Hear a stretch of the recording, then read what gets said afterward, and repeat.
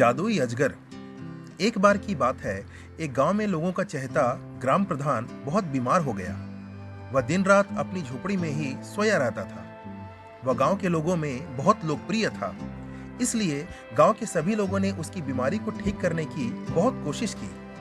वे झाड़ियों और जंगलों से जड़ी बूटी इकट्ठा करते हैं और उन्हें शहद के साथ उबालते हैं। ताबीज को मुखिया के गले से बांध दिया जाता है।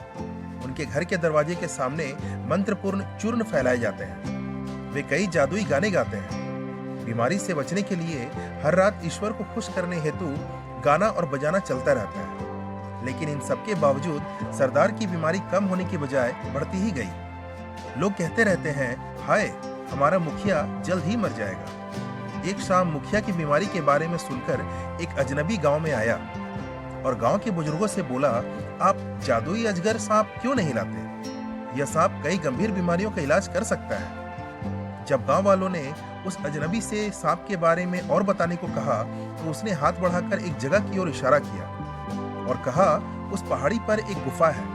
उस गुफा में जादुई सांप रहता है। ग्रामीणों ने पूछा कि अगर हमने उससे कहा कि हमारा मुखिया बीमार है, तो क्या वो हमारे साथ आएंगे? आगंतुक ने कहा, हाँ, आएंगे, लेकिन अपने बीच सबसे बहादुर में से एक को भेजिए, क्योंकि रास्ता दूर है और सांप भयानक दिखता है। अगली सुबह मुखिया के बेटे ने उस सुदूर पहाड़ की ओर यात्रा शुरू की, क्योंकि यह सरदार का बेटा अपने आप को गांव में सबसे बहादुर समझता था।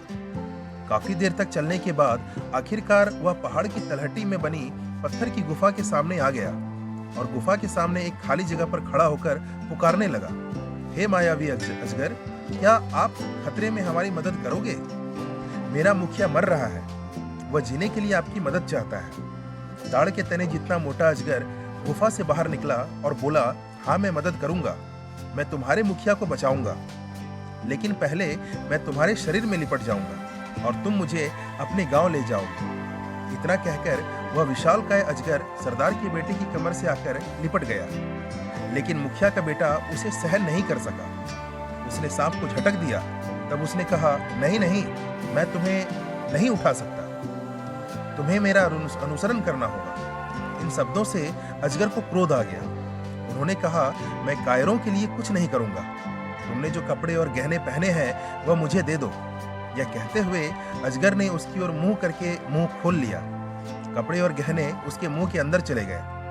अजगर ने कहा, जाओ, ये अब मेरे हैं। मुखिया का बेटा हताश और निराश होकर गांव लौट आया। जो कुछ हुआ उसने गांव में सबको बताया। तभी गांव का एक शिकारी आगे आया और बोला, अपने सरदार की जान बचाने के लिए मैं उस अजगर को लाने जाऊंगा। शिकारी स्वयं बहुत वीर है। उसने कहा, मैं एक मामूली से सांप से नहीं डरूंगा।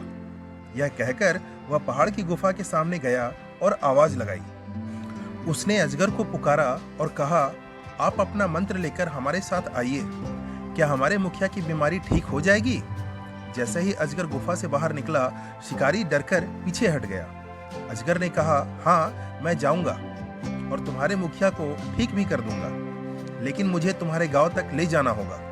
अजगर ने यह बात कही और जैसे ही वह शिकारी की कमर पकड़ने के लिए आगे बढ़ा, शिकारी डर के मारे चिल्ला उठा।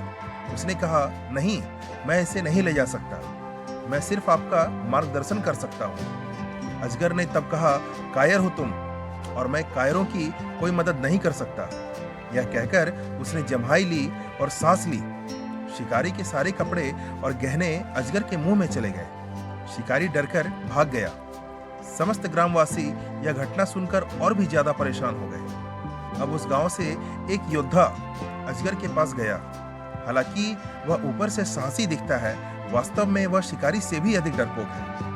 जैसे ही उसने अजगर का चेहरा देखा तो वह भाग गया, लेकिन उसके कपड़े, गहने और सिर की पगड़ी सब सांस के साथ खींच लिया गया। जब योद्धा हारकर वापस आया तो गांव में रोना पिटना मच गया। सभी कहने लगे कि सरदार की हालत दिन ब दिन खराब होती जा रही है, अब हम उसे बचा नहीं सकते।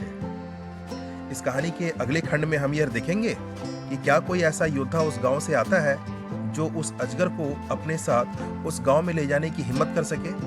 क्या मुखिया की जान बचाई जा सकती है? ये हम लोग देखेंगे इस कहानी के अगले खंड में। अगर कहानी पसंद आई हो तो वीडियो को लाइक और चैनल को सब्सक्राइब जरूर करें। धन्यवाद।